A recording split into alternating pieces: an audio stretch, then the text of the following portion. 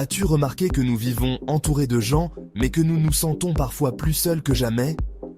Les rues sont pleines, les réseaux sociaux explosent d'activité, mais les connexions vraies, profondes, semblent disparaître.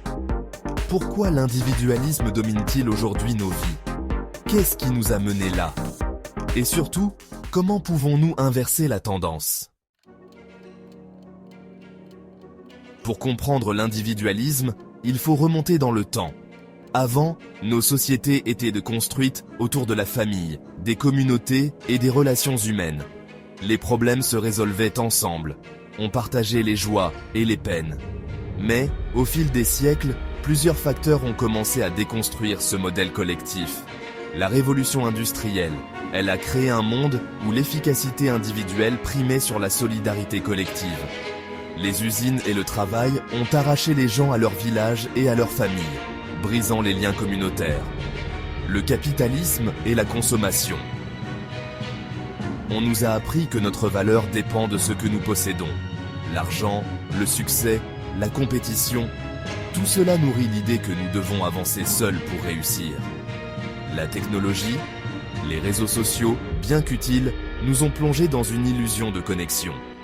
Nous parlons par écrans interposés, mais où sont passés les regards, les étreintes, les conversations profondes?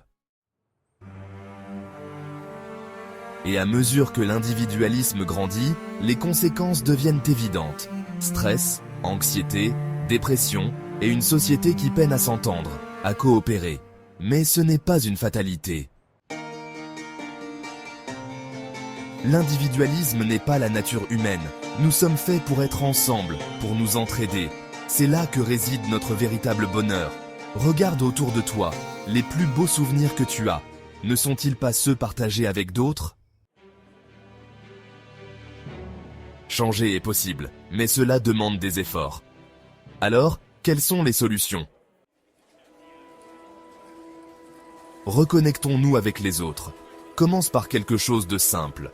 Appelle un ami que tu n'as pas vu depuis longtemps. Invite tes voisins à partager un moment.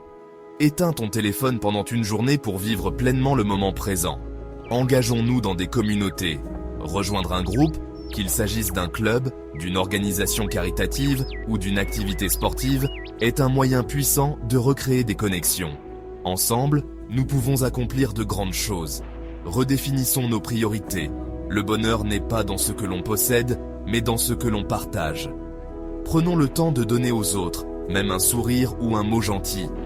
Ces petits gestes peuvent changer une journée, voire une vie. Défendons la bienveillance dans nos vies. Soyons patients. Écoutons les autres sans juger. Pardonnons plus facilement. Chaque fois que nous faisons preuve de compassion, nous renforçons nos liens. Chaque petit pas compte.